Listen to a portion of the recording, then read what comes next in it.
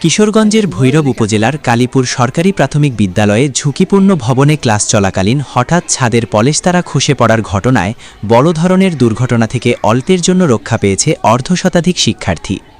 সোমবার দুপুরে ভৈরব পৌর শহরের কালীপুর গ্রামে অবস্থিত কালীপুর সরকারি প্রাথমিক বিদ্যালয়ে এই ঘটনা ঘটে।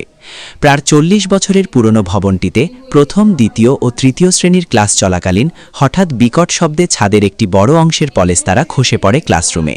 সৌভাগ্যক্রমে ওই স্থানে কোনো শিক্ষার্থী না থাকায় বড় ধরনের প্রাণহানি এড়ানো সম্ভব হয়। ঘটনার সময় পাশের বেঞ্চে থাকা তৃতীয় শ্রেণীর শিক্ষার্থী তানজিনা বেগম সহ অন্য শিক্ষার্থীরা অল্পের জন্য রক্ষা পায়।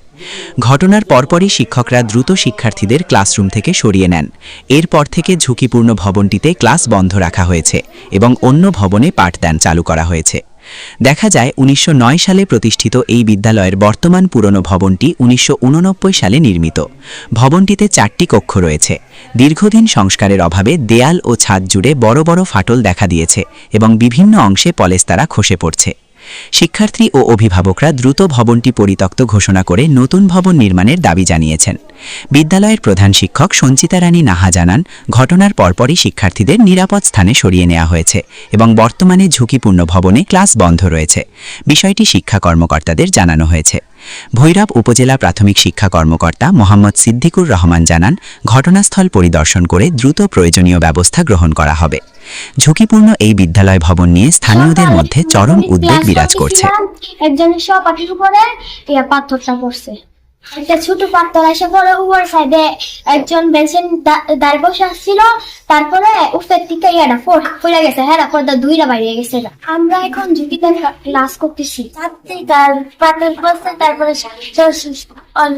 গাড়ি পড়লো, তারপর হয়তো বাইরে গেছে, ওর গাড়ি পড়ে নেবে বাতাস আসছিল, বাতাসে ফাইটে গেছে, ভাড়া দেখতে আসছিল, আরো ফাঁকছে ফাইটে, তারপর পড়ে গেছে। ক্লাস করতেছিলাম, তারপর হঠাৎ করে আমরা হই হুল্লা শুনলাম, তারপরে ম্যাডাম হেরা দেখলো, তারপরে আমরা শুনতে পেলাম যে ওই রুমে ছাদ ভেঙে পড়েছে। মানে আমরা অনেক ভয়ে আছি, আমরা ঝুঁকিতে আছি, তাই আমরা চাই এটা একটু তাড়াতাড়ি ঠিক হোক। ওই ক্লাসের ছাদ ভেঙে পড়ে গেছে।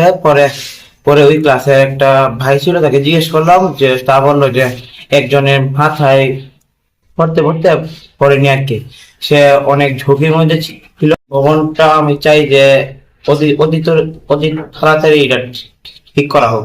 সময় কাজ করতেছিলাম, সে সময় দেখি ওই ক্লাসের বাচ্চারা অনেক হই হুল্লোড় করছে। তারপর আমরা আমাদের ক্লাসের ম্যাডাম ছিল, ম্যাডামও গিয়েছে, আমরাও সাথে গিয়েছি। তারপর যে দেখি ওই ক্লাসে অনেকগুলো বাচ্চা বাইরে দাঁড়িয়েছে, দেখি ওই ক্লাসের ছাদটা ভেঙে গেছে। আমরা চাই যে ওই বিল্ডিংটা অনেক তাড়াতাড়ি ঠিক হোক। কালীপুর সরকারি প্রাথমিক বিদ্যালয়ে তৃতীয় শ্রেণীর গণিত ক্লাসের সময় হঠাৎ করে ছাদের কিছু অংশ শিক্ষার্থীর পাশে বসে, এই জায়গাটা ঝুঁকিপূর্ণ আরো তাকানো হয়েছে।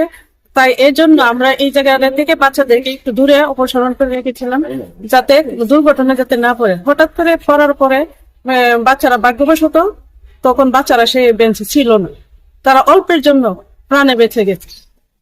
তাই আমরা ঊর্ধ্বতন কর্তৃপক্ষের কাছে আশা করি আমাদের এই ঝুঁকিপূর্ণ এই ক্লাস বা বিল্ডিংটা যাতে সুন্দর করে ভালোভাবে যাতে করে দিই, যাতে বাচ্চারা এবং আমরা প্রাণে বেঁচে যাই। এটা একটা পুরাতন ভবন। এই ভবনটা আমরা আগেও একাধিকবার প্রধান শিক্ষকের মাধ্যমে আমরা জানিয়েছি যে এটা একটা দুর্ঘটনা প্রবণ ভবন।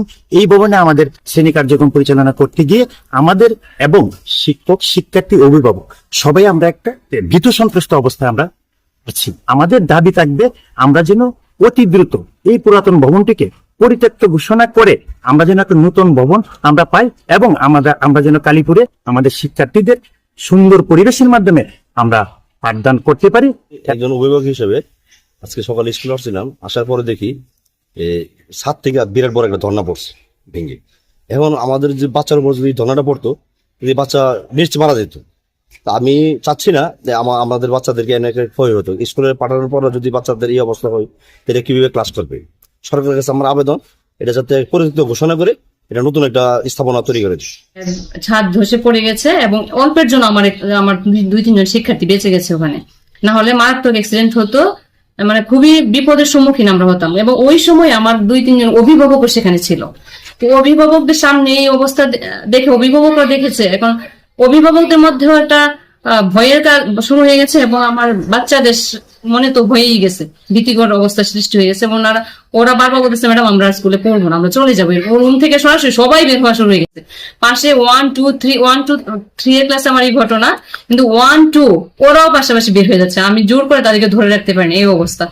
আর ওই এলাকায় ওটা ছড়ে গেছে ইতিমধ্যেই, এলাকা থেকে ওরা আসছে, আইসা অভিভাবকরা দেখছে এবং অভিভাবকরা এসে বলতেছে যে না আমরা এই স্কুলে পড়াবো না, এই স্কুলে কখনোই আমরা পড়াবো না, এই স্কুলে খুবই মারাত্মক অবস্থায় ঝুঁকির মুখে আমরা আমার শিক্ষার্থীদেরকে, আমাদের বাচ্চাদেরকে আমরা স্কুলে দিব না, এমন অবস্থা।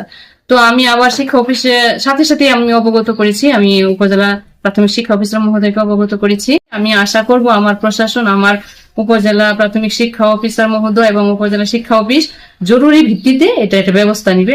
কালীপুর সরকারি প্রাথমিক বিদ্যালয়ের যে ঘটনাটা সকালে ঘটেছে সেটা আমি তাৎক্ষণিকভাবে জেনেছি। প্রধান শিক্ষক আমাকে ছবি সহ পাঠিয়েছেন।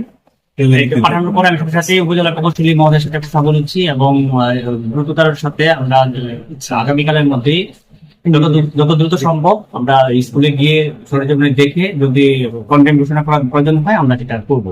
উপজেলা প্রকৌশলী মহোদয় আমাদের সাথে যাবেন, তিনি কারিগরি প্রতিবেদন দেওয়ার পরে আমরা সেই আর আমরা এইভাবে মৌখিকভাবে নির্দেশনা দিয়েছি ওই রুমটা যাতে বাদ দিয়ে অন্য রুমে ক্লাস করার ব্যবস্থা করছি।